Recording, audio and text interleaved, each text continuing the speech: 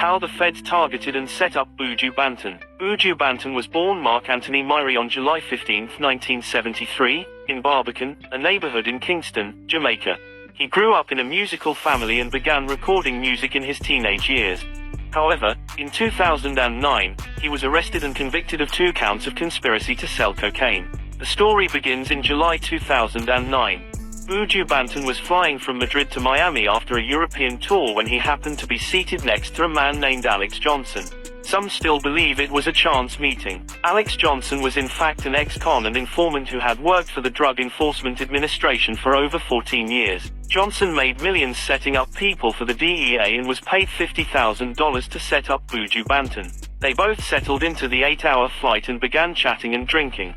Alex Johnson started to boast about he was an international narcotics trader, describing himself as a Colombian drug dealer with a boat that could move drugs and money in and out the United States. Buju, not wanting to be outdone with this man's boasting, decided to play along and done some boasting of himself to impress. Before the plane landed they exchanged details. Unbeknownst to Buju, he had just been targeted.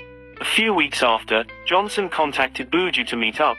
Against his better judgment, Buju decided to meet up in a restaurant in Fort Lauderdale. They again spent several hours drinking and chatting. Buju found Johnson engaging and fun. However, it wasn't long before Johnson started boasting about his sailboat again, and wanted Buju to see it. Johnson moved the conversation to drugs and told Buju he wanted to join forces with Caribbean drug dealers. Buju told Johnson that he doesn't deal, and started doing some boasting of himself about he's an investor. Between July 27, 2009, and August 4, 2009, Buju met Johnson twice, who secretly recorded the conversations. They eventually parted way, agreeing to stay in touch. However, over the next 5 months Buju kept his distance. Johnson repeatedly reached out. Recorded phone calls Johnson done over that time, asking Buju to catch up, indicates Buju was not interested in reconnecting. He simply told Johnson he was too busy or tired to meet up. Johnson realized he was getting nowhere, so in December 2009 he devised another plan. On the 4th of December Johnson called Buju and announced he had just flown to Florida to see him. He stated in a secretly recorded phone conversation that he traveled so far, and the least Buju could do, was to drive the 2 hours to Sarasota and finally see his sailboat. It worked. Buju agreed to meet Johnson 4 days later and decided to bring along a long-time friend Ian Thomas, who he told about Johnson being a Colombian drug dealer. Instead of Johnson taking Buju and Thomas to see his boat, he took them to a warehouse.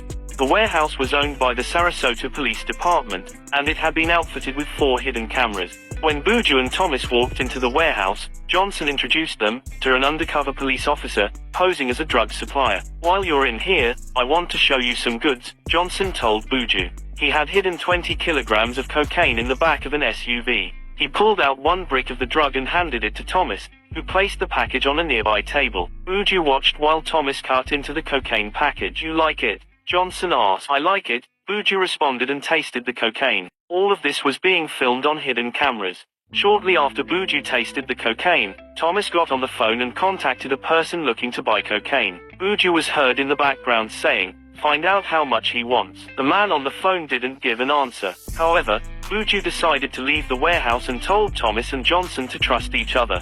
The day after the warehouse meeting, while Buju was at home, more than 200 miles away, Thomas made a deal with the man on the phone. He would buy 5 kilograms of cocaine for about $135,000, and would send a man to make the exchange. Buju had no idea of the deal going down and was to make nothing from the deal. Thomas was to make $10,000. All agreed. Even the investigators conceded that the deal was reached without Buju's knowledge, and Buju had no connection to the man on the phone or the person they sent to seal the deal. Thomas and the man with the $135,000 met Johnson at the warehouse for the exchange. Seconds later police stormed the warehouse and placed Thomas and the man with the cash under arrest.